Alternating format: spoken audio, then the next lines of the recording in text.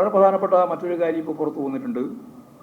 അതിന് ആ പുറത്തു കൊണ്ടുവന്ന വാർത്ത നന്നായിട്ട് കൊടുത്തൊരു പത്രം മനോരമയാണ്. മനോരമയാണ് എല്ലാ സന്ദർഭങ്ങളിലും അതിശക്തിയായിട്ട് വിമർശിക്കാറുണ്ടെങ്കിലും ചിലപ്പോഴിങ്ങനെ വീണ് കിട്ടുന്ന ചില സന്ദർഭങ്ങളുണ്ടാവും. ആ ഒരു സന്ദർഭം എന്ന് പറയുന്നത് നെല്ല് സംഭരണവുമായിട്ട് ബന്ധപ്പെട്ട കാര്യം. BJPയും കോൺഗ്രസും എല്ലാം പറഞ്ഞത് ഇവിടെ ഒരു നയാ പൈസയും നമുക്ക് തരാനില്ല, ഗവൺമെൻറ്റിൻ്റെ പിടിപ്പുകൾ കൊണ്ട് നെല്ല് സംഭരിച്ച് പണം കൊടുക്കാൻ സാധിക്കുന്നില്ല എന്ന കാര്യമായിരുന്നു പറഞ്ഞുകൊണ്ടിരുന്നത്. അങ്ങനെ പറഞ്ഞുകൊണ്ടിരുന്നപ്പോൾ നിങ്ങൾക്കറിയാം, കേന്ദ്രം നമുക്കിപ്പോൾ 800 കോടിയിലധികം ഉറുപ്പിക,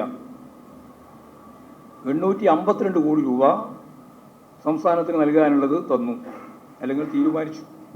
അപ്പോഴാണ് മനോരമ എഴുതിയത്, കേന്ദ്രം സംസ്ഥാനത്തിന് നെല്ല് ശേഖരിച്ചതിൻ്റെ ഭാഗമായിട്ട്, സംഭരണത്തിൻ്റെ ഭാഗമായി 852 കോടി ഉറുപ്പിക കൊടുക്കാനുള്ളത് നൽകുന്നു, ഇനിയും 756 കോടി നൽകാനുണ്ട്.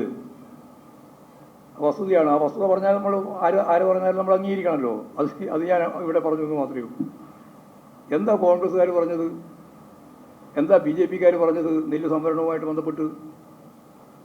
എല്ലാം കേരളത്തിൻ്റെ ഗവൺമെൻറ്റിൻ്റെ പിടിപ്പുകൾ കൊണ്ടാണ് സംഭവിക്കുന്നത് എന്നാണ്, അല്ല കേന്ദ്ര ഗവൺമെൻറ്റിൻ്റെ സമീപനമാണ് എന്ന് പറഞ്ഞുകൊണ്ടാണല്ലോ കേന്ദ്ര അവഗണനയ്ക്കെതിരായി അതിശക്തിയായിട്ടുള്ള സമരം. ഇവിടെ കേരള ഗവൺമെൻറ് തന്നെ മന്ത്രിസഭയാകെ ജനങ്ങളിലേക്ക് ഇറങ്ങി 140 മണ്ഡലത്തിലും വലിയ രീതിയിലുള്ള ജനകീയമായ സദസ്സിൽ അവതരിപ്പിച്ചുകൊണ്ടുള്ള കാര്യങ്ങൾ പ്രചരണപരമായിട്ട് പറഞ്ഞു. പിന്നീട് ഡൽഹിയിലേക്ക് സമരവുമായിട്ട് പോയി, അതിൻ്റെ ഒപ്പം തന്നെ സുപ്രീം കോടതിയിലും പോയി. ഈ ഓരോ ഘട്ടത്തിലും ഇവിടെ പ്രതിപക്ഷ നേതാക്കന്മാരും BJPയും എടുത്ത നിലപാട് ഇതെല്ലാം ആളെ പറ്റിക്കാൻ വേണ്ടിയിട്ടുള്ള നിലപാടാണ് എന്നാണ്. യഥാർത്ഥത്തിൽ കേരളത്തിൻ്റെ അവകാശം കേരളത്തിന് ലഭിക്കാനുള്ളത് കിട്ടണം എന്ന കാര്യം അവർ അംഗീകരിക്കുന്നേ ഉണ്ടായിരുന്നില്ല. പക്ഷേ സംഭവം മാറിയതെങ്ങനെയാണ്? നമ്മൾ ഫെബ്രുവരി 8-ാം തീയതി മുഖ്യമന്ത്രിയും മന്ത്രിമാരും MLAമാരും MP മാരും എല്ലാം ഡൽഹിയിലേക്ക് പോയി സമരം നടത്താൻ കേന്ദ്രത്തിനെതിരായിട്ട് തീരുമാനിച്ചപ്പോൾ ഞങ്ങൾ 8-ാം തീയതി തീരുമാനിച്ചു പോയി. 7-ാം തീയതിയാണ് കോൺഗ്രസ് നടത്തിയത് സമരം. ആ കോൺഗ്രസിൻ്റെ പ്രമുഖ നേതാക്കൾ ഉൾപ്പെടെ കേരളം ഉൾപ്പെടെയുള്ള സംസ്ഥാനങ്ങൾക്ക് ഈ പ്രശ്നമുണ്ട് എന്ന് അവിടെ തന്നെ സൂചിപ്പിക്കുന്ന നിലയുണ്ടായി. അതും വളരെ പ്രധാനപ്പെട്ടൊരു കാര്യമാണ്. ഇപ്പോഴാണെങ്കിൽ അന്ന് അവർ കേന്ദ്രത്തിനെതിരായിട്ടുള്ള സമരമാണ് നടത്തിയത്. ഇന്ന് 4663 കോടി ഉറുപ്പിക ഞങ്ങൾക്ക് കിട്ടാനുണ്ട് എന്ന് പറഞ്ഞിട്ട് സുപ്രീം കോടതിയിലും പോയിരിക്കുക. ഞങ്ങൾ സുപ്രീം കോടതിയിൽ പോയതിനെപ്പറ്റി വലിയ ആക്ഷേപമായിരുന്നു ഈ പറയുന്ന VD സതീശൻ ഉൾപ്പെടെയുള്ള പ്രതിപക്ഷ നേതാക്കൾക്ക്. എന്തേ ഇപ്പോൾ മുണ്ടാട്ടില്ലാത്തത്? നേരത്തെ സമരം നടത്താൻ പോയപ്പോഴും നിങ്ങൾ വേണ്ടിയിട്ടില്ല. അതൊരു വലിയ വാർത്തയാക്കാതിരിക്കാൻ വേണ്ടിയിട്ട് ബോധപൂർവ്വം ശ്രമിച്ചിട്ടുണ്ട് എന്നുള്ളത് ശരിയാണ്. പക്ഷേ ഇപ്പോൾ 4663 കോടി ഉറുപ്പിക കേന്ദ്രം തരാനുള്ളത് തരുന്നില്ല എന്ന് പറഞ്ഞുകൊണ്ട് അവരിപ്പോൾ സമരത്തിന് പോയിരിക്കുകയാണ്.